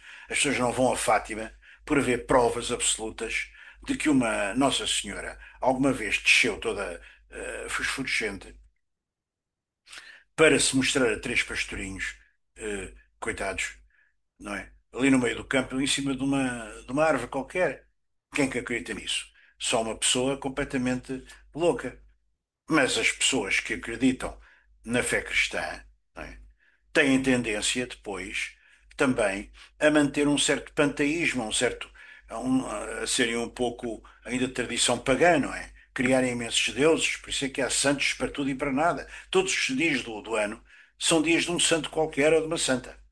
É santa isto, é santa aquilo, é santa aquilo outro. Portanto, eu não posso ir convencer essas pessoas se eu for para Fátima. ponho lá em cima de um pedestal e digo isto tudo aqui assim não tem sentido, porque Nossa Senhora de Fátima não pode ser aquela imagem de bakelite que vocês vão aí todos a chorar por causa dela, as pessoas matam. É que matam mesmo. Portanto, estão absolutamente certas de que aquilo é verdade. Uma crença verdadeira implica que deixamos de acreditar que acreditamos. Isto é, temos que pensar que aquilo não é uma coisa que é uma crença, é a verdade em si mesmo. Estamos, portanto, perante um círculo vicioso em que as razões para acreditar apenas convencem as pessoas que são primeiro capazes de acreditar sem razão. Acreditar é, portanto, acreditar na lei simbólica, no que ela tem de mais automático e incompreensível. Era como o Pascal dizia: tu és descrente. Senta-te ou põe-te de joelhos e reza qualquer coisa que te lembres. Acabarás por terminar sendo crente. Ou seja, é a própria performatividade da crença ou dos atos religiosos e rituais que levam à crença que tornam a crença embutida no corpo da pessoa e na sua consciência mais íntima. Portanto, a externalidade e a inconsciência ligada à ordem simbólica é o lugar ou o destino onde são determinadas antecipadamente as nossas crenças mais pessoais. Por isso é que quando nós somos muito miúdos e nos educam de uma determinada maneira, é muito difícil, ao longo da vida, abandonarmos esses hábitos, essas crenças, essas ideias que são extremamente subjetivas. A ordem simbólica é um automatismo inconsciente que determina antecipadamente e de fora as nossas crenças mais íntimas. O inconsciente está fora da nossa psique, porque nós não conseguimos, por definição, saber o que é o inconsciente. O inconsciente é como uma sombra. Está localizado na nossa linguagem e nos nossos comportamentos sociais. Quando às vezes estou a querer dizer uma palavra e digo outra, cometo uma, um, um erro de linguagem, um lapsus língua, não é? E isso é o quê? É o meu inconsciente a falar. É o meu inconsciente que conseguiu furar temporariamente e sem eu me aperceber a minha consciência e fala. Fala diz uma coisa qualquer desapropriada. Porque o inconsciente não tem regras. O inconsciente é como no psicótico, não é? Um psicótico é um indivíduo que tem o inconsciente dito a céu aberto, ou seja, fala como se o inconsciente fosse uma coisa partilhada por toda a gente. O seu inconsciente próprio. A ordem simbólica é uma forma automática e inconsciente. Isto é, uma forma que não é ainda um verdadeiro pensamento, mas que articula esse pensamento antecipadamente e do exterior. Em suma, o simbólico é a forma de pensamento anterior e externa ao pensamento. Quando nós começamos a pensar e quando nós começamos a escrever, nós já estamos metidos dentro da ordem simbólica e dentro de um automatismo, não é? Porque a própria língua, reparem, a nossa própria língua tem uma estrutura que nos obriga a pensar de uma determinada maneira, a língua portuguesa. Por exemplo, se eu fosse brasileiro, equacionava as frases de outra maneira. Eu tenho, muitas vezes, quando traduzo no Google Tradutor, traduz para brasileiro, eu tenho que estar sempre ali a mudar a sintaxe, porque aquilo não corresponde ao português. É uma coisa esquisita. E por aí adiante. A fórmula famosa de Lacan, que o inconsciente está estruturado como uma linguagem, significa que o inconsciente é também pertencente à ordem simbólica. É a ordem simbólica que é inconsciente. A ordem simbólica é um mecanismo que descentraliza radicalmente a consciência do sujeito. Essa foi a revolução do Freud. Assim podemos dizer que a consciência de si do sujeito é inconsciente. Eu digo muita coisa sobre mim, todos e balelas, porque eu não sei quem sou. Eu sou uma pessoa descentrada de mim próprio, não é? Como o Freud disse, o ser humano passou a não ser senhor de si próprio. A omnipotência de uma autoridade simbólica implica que ela é inteiramente uma potencialidade, uma reserva que nunca pode ser utilizada. Em suma, encontramos-nos numa ordem simbólica assim que o possível adquire efetividade enquanto possível. Por exemplo, eu poderia gostar de viver numa sociedade onde não houvesse, por exemplo, gente pobre, não houvesse pobres. Mas a verdade é que tenho que me contentar com o facto de existirem muitas pessoas pobres, o que não me torna particularmente feliz. Uma ordem simbólica é assim uma ficção que aceitamos como tal. Sentimos-nos ligados a esta ficção por um compromisso simbólico, que é ao mesmo tempo pessoal e impessoal. É uma ficção que apoio pessoalmente, isto é, sem ser substituído por um sujeito suposto a acreditar por mim ou em meu lugar. Não vou dizer, olha, passa agora a acreditar por mim em vez de eu acreditar. Não, eu tenho que, de mim próprio, refazer as coisas segundo a minha crença. Mas é também uma ficção impessoal capaz de acreditar por mim, o que erroneamente me permite acreditar que não acredito. Por exemplo, eu muitas vezes digo, não acredito, sei lá, na beleza do futebol, por exemplo. Não acho muito interessante o futebol profissional. Acho bonito e bom que as pessoas joguem futebol, porque é um desporto e faz bem à saúde. Mas não gosto muito do futebol profissional, porque normalmente o futebol profissional envolve muita atrapalhada que nós sabemos. Ora bem, é um negócio muito grande, milhões. Mas, no entanto, às vezes vejo os outros todos a verem um jogo extremamente atrativo, toda a gente a gritar quando há gol e tal, eu vou também atrás, não é? Não vou lá provavelmente ao estádio, mas aqui em casa vejo na televisão. Também me entusiasmo e chego a pontos que quando a seleção portuguesa marca um gol, até dou também um grito. Portanto, eu sou envolvido pela realidade simbólica em que me insiro, não é? Mesmo que não acredite que aquilo é muito importante, não é? Meter mais um gol, enfim. Mas eu também grito de alegria como se tivesse sido uma coisa fantástica que me aconteceu a mim próprio. Todos os S1, seja nação, democracia, socialismo, liberdade, por exemplo, têm um caráter ideológico na medida em que não têm um conteúdo bem definido. Nunca ninguém definiu bem o que é democracia. Toda a gente se diz democrata, mas as versões da democracia variam quase com as pessoas. Através dos S1, identificamos-nos com o próprio gesto de nos identificarmos. Eu identifico-me identificando-me. Ou seja, eu digo, eu sou de Sporting e quero mostrar que tenho uma camisola do Sporting e tal. Não sou nada dessas coisas. Mas quero mostrar que tenho uma camisola do Sporting, que sou todo sportinguista e tal. Tenho uma necessidade absoluta de pertencer a um coletivo qualquer. Nem que seja um coletivo puramente fictício ou que não me acrescenta nada ao que eu tenho, ao que eu faço, ao que eu penso. O sentido de S1 é puramente intersubjetivo e reflexivo.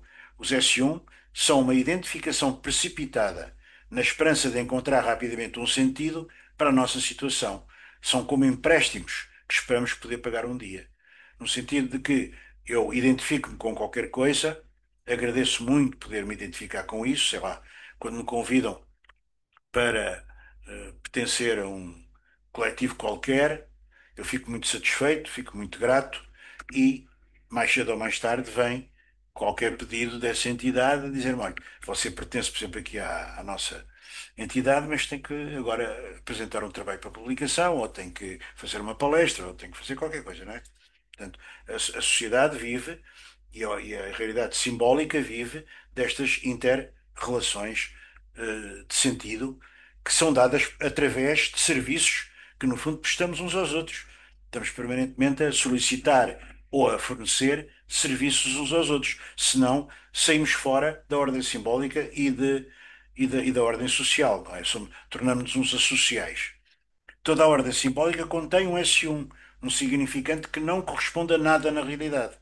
Não é? Por exemplo, sei lá, eu posso ouvir o hino nacional em certos momentos, bastante, digamos assim, solenes, e quase me virem as lágrimas aos olhos. Sobretudo se estiver no estrangeiro e eu ouvir o hino nacional, ou ouvir a bandeira de Portugal. Não é?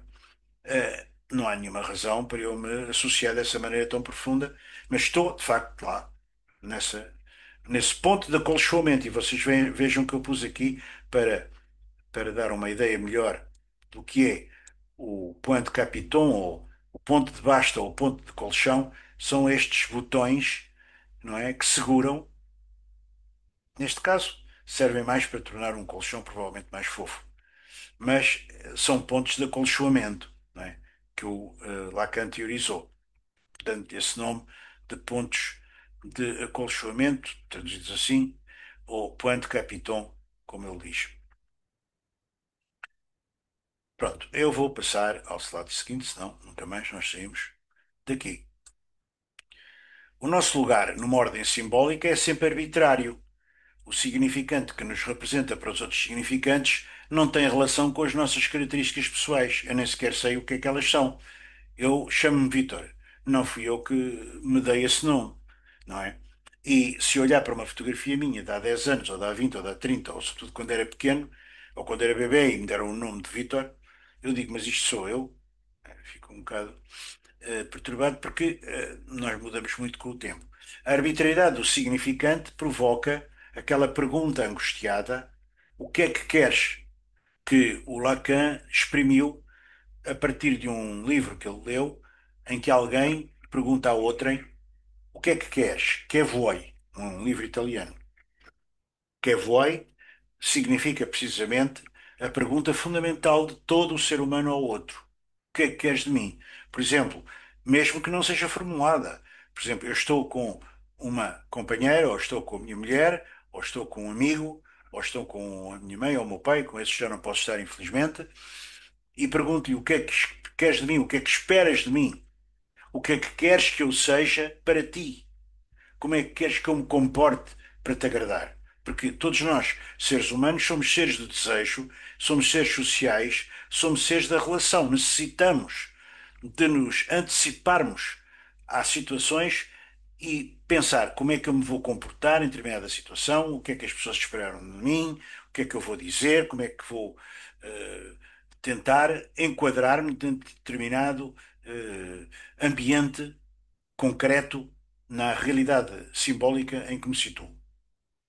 Nenhuma palavra está diretamente ancorada numa realidade correspondente a essa palavra.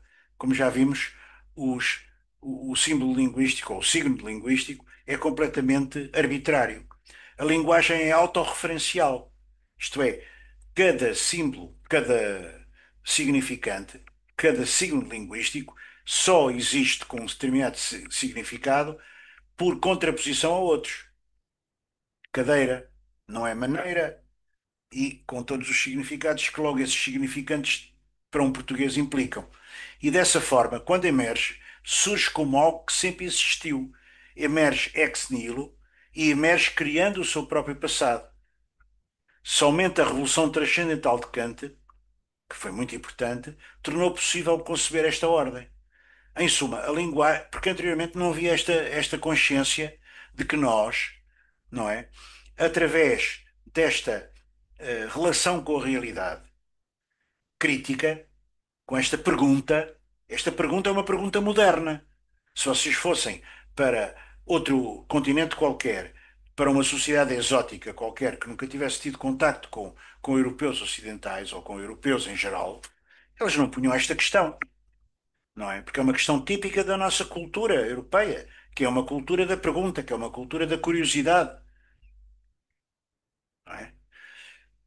E, portanto, Kant é realmente o grande filósofo que faz essa revolução transcendental, no sentido de que faz essa revolução dizendo: existem um conjunto de a prioris que eu tenho que compreender, que estão implícitos desde logo na minha linguagem e desde logo no meu pensamento, e que me levam a pensar de uma determinada maneira e não de outra. Eu não sou um indiano, eu não sou um índio da América do Norte, eu não sou um Papua da Nova Guiné, eu não sou um habitante de Marrocos, etc. e por aí fora.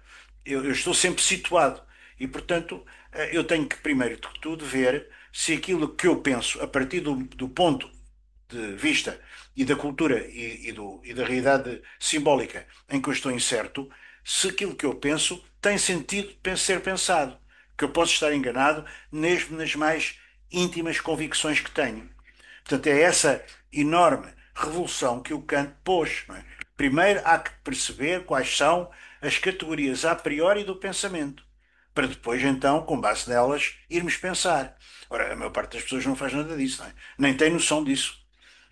É esse paradoxo que explica que a linguagem dá a ilusão, tipicamente transcendental no sentido de Kant, de nos permitir referir-nos a uma realidade externa à linguagem, independentemente da linguagem, mesmo que esta realidade tenha um nome e apenas se revela através do seu nome, isto é, apenas através da linguagem. Por exemplo, eu digo a outra face da Lua. Eu não sou astrónomo, nunca me interessei pela outra face da Lua, sei lá, nem por esta. Só a vejo à noite com toda a gente. Portanto, grupos antagónicos, a esquerda e a direita na política, por exemplo, podem identificar-se e pertencer à mesma ordem simbólica porque todos utilizaram um significante, que chamamos S1, cuja única função é suturar ou unir num ponto de basta, lá está, num ponto de acolchoamento, num point de capiton, num daqueles botões de repuxar as coisas para elas ficarem ali bem fixas, as inconsistências de uma ordem simbólica, porque toda a ordem simbólica tem inconsistências. Isto é incompleta, é não toda. Esta filosofia é uma filosofia sempre da incompletude, sempre do não todo. É preciso ter isso sempre em linha de conta, não é? Tornar presente uma ausência, dar sentido diretamente ao sem sentido. Porque a vida, em última análise, segundo a perspectiva destes autores, não tem um sentido. Não há um significante mestre que dê sentido à vida. Não existe. Portanto, somos nós, seres humanos, que temos a obrigação, ou que somos obrigados, desde o momento que nos puseram neste mundo, de encontrar o sentido que cada um acha que tem, a vida. Num sentido que seja partilhável por outros, não é? Claro que nós somos seres de ambiguidade. Por exemplo, uma das coisas que temos é a capacidade de enganar usando a verdade, que é o que distingue os seres humanos dos outros seres vivos. Eu sou capaz perfeitamente, eu sou capaz de ser enganado por um animal na medida em que o animal está ali escondido, uma cobra ou um bicho qualquer perigoso, para me atacar porque me vê aproximar e está à espera de um momento propício para dar o salto mortífero sobre a minha pessoa. Mas a capacidade de contar a verdade para enganar os outros, mas é a melhor maneira de enganar, ou a melhor maneira de mentir é dizer a verdade. Não é? É o que faz a televisão. A televisão passa a vida a contar-nos verdades, não é? Nós julgamos que aquilo é verdade. Aquilo é uma montagem do programa da televisão. É uma realidade perfeitamente construída, não é? De artificial. Vem ali um comentar, é de determinada facção. Vem outro comentar, é de outra facção. E em função disso, escolhem. E claro, eh, existem uma série de televisões privadas. Cada uma, o que é que vai procurar? As audiências. E, portanto, começam a mostrar. Olha, hoje houve mais uma mulher que levou 3 facadas e foi para o hospital, ou morreu. Hoje houve mais uns indivíduos que assaltaram não sei o quê. Hoje, tragédias, não é? E a televisão do Estado, a RTP, se não apresentar também de vez em quando uma outra tragédia ou uma outra coisa destas, não tem audiências nenhumas, não vende publicidade. E fica na penúria e é uma desgraça. Portanto, é tudo encaminhado pelo lucro, não é? Portanto, aquilo é uma coisa completamente absurda. Uma pessoa apenas ver televisão para se informar sobre o que acontece. Tem que se assinar revistas online. Hoje em dia há até muitas coisas que eu recebo gratuitamente. Assinei simplesmente a newsletter, pronto, que me mandam pelo correio eletrónico. A ordem simbólica, a ordem pública, necessita de regras não escritas, também é importante isto, como suportes, porque contém uma vulnerabilidade que lhe advém das escolhas forçadas que ela implica. As regras implícitas, perdão, visam garantir que a escolha certa seja feita quando haja uma escolha forçada a fazer, não é? Por exemplo, muitas vezes eu sou forçado a ir almoçar à casa de umas pessoas quaisquer que não eram as pessoas que naquele momento mais me apeteciam conviver comigo, ou que estou muito embrenhado num trabalho qualquer e estou a produzir e estou a gostar muito do que estou a fazer, ou porque estou também a falar com outras pessoas sobre coisas interessantes e não me interessava nada estar a ser interrompido para ter que ir almoçar à casa de certas pessoas, por exemplo, que muito simpaticamente me podem estar a convidar. Mas tenho que ir de um ponto de vista social, não é? E não há coisa mais curiosa do que aquele pai que diz à filha ou ao filho: Olha, hoje vais almoçar com a tua avó, mas não vais dizer-lhe que eu te disse isto, que tens que ir almoçar com a tua avó. Vais almoçar a tua avó pela tua própria vontade, não é? Eu dou-te até a possibilidade, se tu tiveres uma grande vontade de não ires.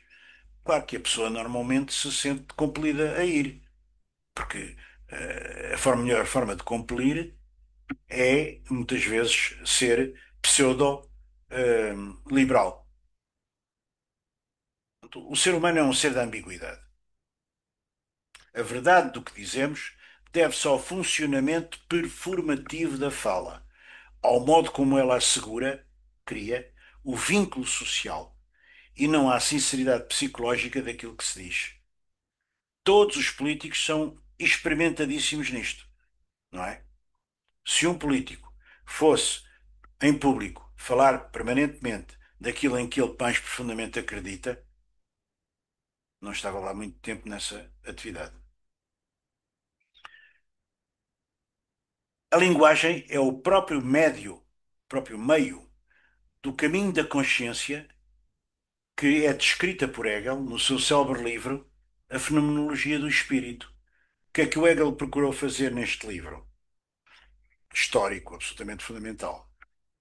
Traçar, eu tenho aqui uma capa da edição brasileira da editora Vozes, que é uma boa editora, que se vende nessa tal livraria da Travessa. Ehm, Traçar a história da consciência humana, em que o espírito humano, a partir de uma época, digamos, primitiva, entre aspas, muitas aspas, vai-se progressivamente aproximando da realidade, vai-se progressivamente confundindo com a realidade. É como se houvesse, ao nível da história, aquilo que eu há pouco referi, ao nível individual ou ao nível do grupo, entre a substância e o sujeito. Digamos que a realidade é a substância e os sujeitos vão, pouco a pouco, eh, criando um sistema de mediação com a realidade substancial, com aquilo que consideram ser o mundo tal como aí está. Ora, a mesma coisa acontece com cada cultura, com cada época, com cada momento do espírito humano, não é? Que foi criando, não é? Nós hoje não temos um estado teológico como era o estado egípcio dos faraós. Mas se não tivesse havido o estado egípcio dos faraós, nunca teria havido civilização egípcia.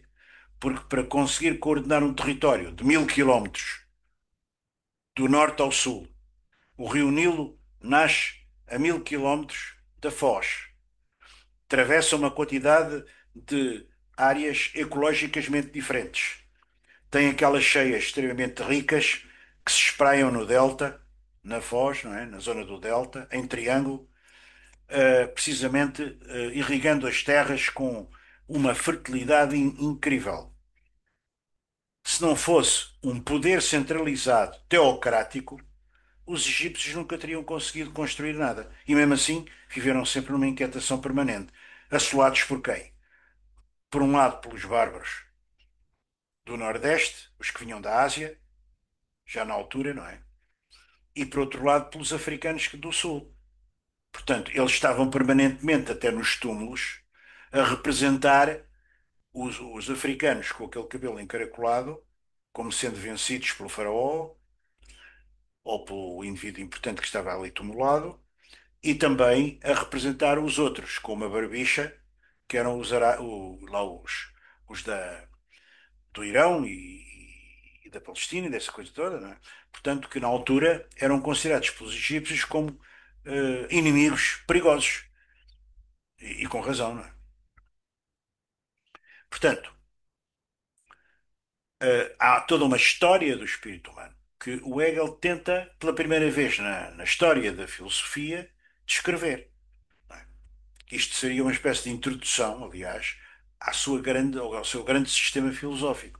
Mas, claro, o Hegel não teve uma vida fácil e morreu, inclusivamente, ainda relativamente novo. Para aquela época, talvez não, mas com 60 anos podia ter ainda feito bastantes coisas, conseguisse ter mais, pelo menos uma década de vida ou duas. A dimensão de uma alienação própria da linguagem como tal é a própria forma da linguagem que introduz uma alienação radical. A consciência nobre trai a sinceridade da sua convicção interior assim que começa a falar. Consciência nobre pode-se ligar aqui àquilo que o Hegel chamava a bela alma. O que são as belas almas? São as pessoas que vêm para o Facebook, por exemplo, dizer assim: ai, que maus, eu só gosto é de passarinhos, eu só gosto é da paz, eu quero uma pomba da paz, estes andam a lutar uns contra os outros, malvados e tal. Eles não, eles é só passarinhos, flores e paz. Mas quem é que não queria viver em paz? Toda a gente. Só que é atacado pelos outros, tem que se defender, não é? Como é óbvio. Eu vou ali na rua, vou em paz e sossego. Há um malandro qualquer que me dá uma estalada ou me tenta roubar a pasta. Tem que me defender. Ou ele ou eu. Chega ali um tipo, a bolsa ou a vida. Tem que lhe dar a bolsa. Se não lhe der a bolsa, ele tira-me a vida e a bolsa. Portanto, fico duplamente prejudicado. Sem confiança, o simbólico é substituído pelo real. O que é o real? O real é qualquer coisa que está para lá do simbólico, não é uma entidade de substância, não é uma substância propriamente dita, é uma instância, por assim dizer, que, não sendo simbolizável, não sendo alcançável pela realidade, fura o simbólico, mostrando como o simbólico é incompleto, precisamente. Ele é incompleto porque está todo rasgado. Está rasgado por esses rasgões a que nós damos o nome, para ter que dar um nome qualquer, de real, que não é propriamente uma coisa que exista. São, é um pouco como o objeto pequeno a, não é? Como objeto de causa do desejo, Lacan considerava, não é o objeto do desejo. Eu posso ter o desejo de ter, por exemplo, uma nova máquina fotográfica, isso não lhe vou chamar objeto pequeno a. Mas o desejo de fotografia, ou o desejo que eu tenho de fotografar, por exemplo, pode ser considerado, de certo modo, como um objeto de causa de desejo, porque é uma coisa muito mais geral. O objeto de desejo, esse posso satisfazê-lo desde que tenha dinheiro. Vou ali a uma casa boa de fotografias, compro uma máquina fotográfica. Portanto, Uh, isso é, digamos assim, próprio do ser humano que vive no simbólico. O ser humano que vive no simbólico vive também no imaginário, porque imagina logo, por exemplo, quando imagina um objeto de desejo, uma máquina fotográfica toda gira, sei lá, eu tenho mania das Leicas, não é? Das máquinas Leica. Gostava muito de ser rico para poder comprar uma Leica reflex, uma Leica que me desse lentes e tal. Custa um dinheirão, não é? Portanto, aí estou no nível do imaginário. Estou a imaginar vários tipos de máquinas de fotográficas. Ah, o facto de eu ter um desfazamento entre a minha imaginação voltada para essas figuras do desejo e, ao mesmo tempo, perceber que elas são complicadas de comprar porque eu não tenho dinheiro, de um ponto de vista concreto, não tenho dinheiro nem tenho situação social para estar a comprar máquinas muito caras, faz parte do bom senso que é típico da ordem simbólica, que é típico do senso comum. Mas para além destes tempos todos, eu tenho qualquer coisa que me atrai na arte, eh, digamos, no amor, na imaginação, na poesia, na pintura, na música. Quando eu me sinto enlevado por ouvir uma música que gosto muito, estou aí a um nível que já é quase que muito difícil de descrever, não é? E que me foge às palavras. As palavras fogem. E fogem porque o real introduz no sistema simbólico que é formado de palavras buracos. É um sistema todo ele esgaçado, furado. O ato de fé mais importante é o de acreditar sem provas.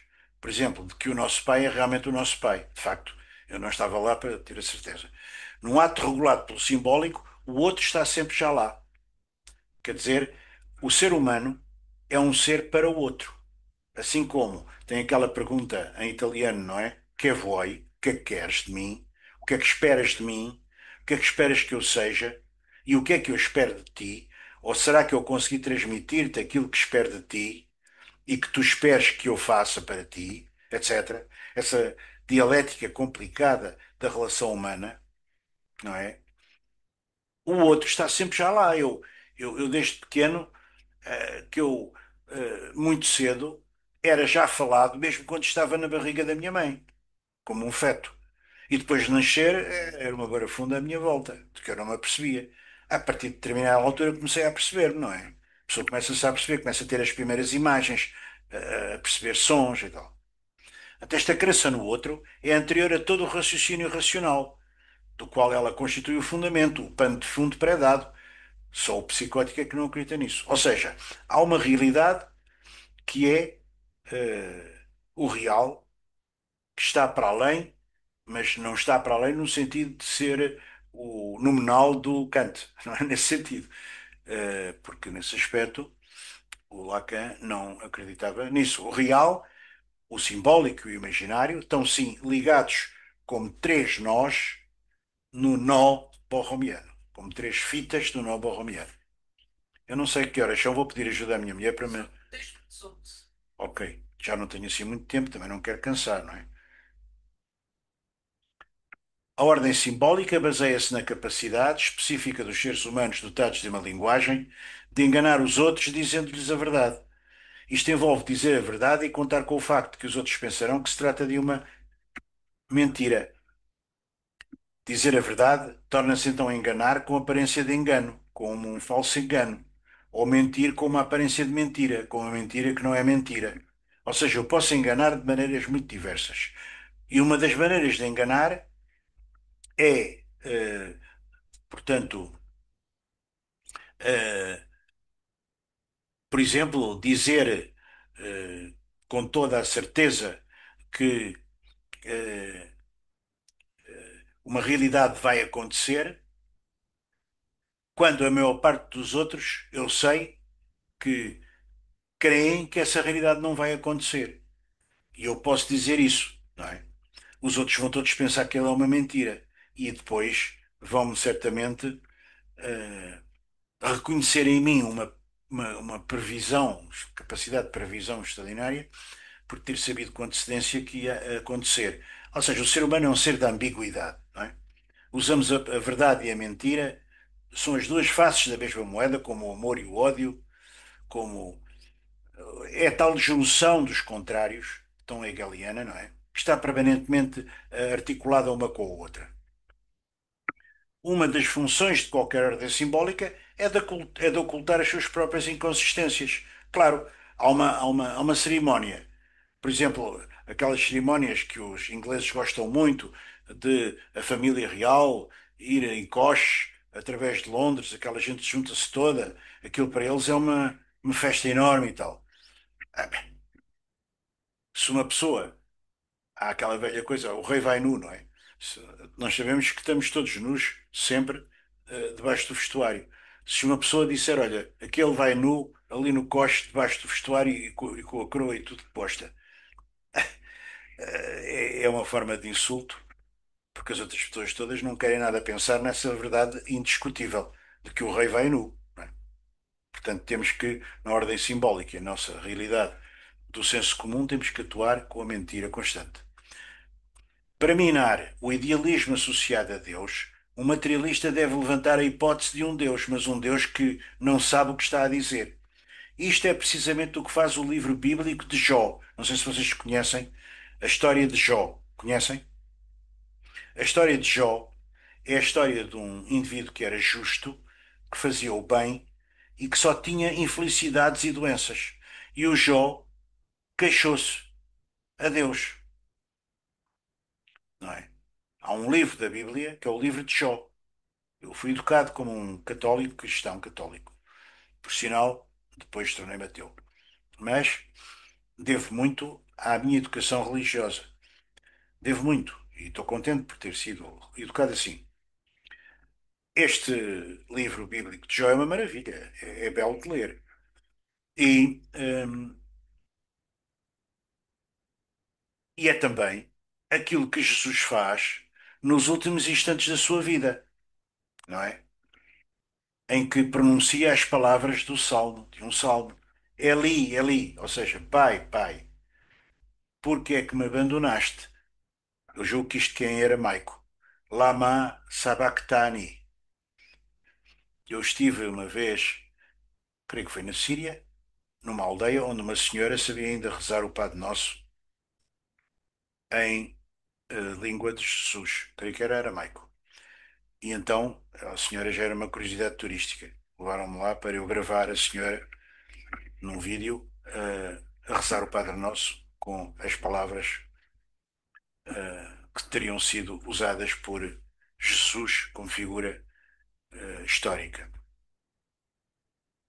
As palavras de Jesus na cruz, sentindo-se abandonado pelo Pai, revelam a natureza linguística do próprio Deus, não é? Isto é, uma palavra dita é uma palavra de abandono ou de separação encarnada por Jesus. Reparem como é interessantíssima a figura de Jesus, porque Jesus é simultaneamente um Deus e um homem. E, ao ser simultaneamente um Deus e um homem, ele está rodeado na crucificação, que é a mais terrível forma de se morrer ou de ser condenado na época romana, não é? Aquela que só os grandes condenados eram sujeitos, não é? Portanto, uma coisa que se fazia às pessoas indignas, não é? Criminosas.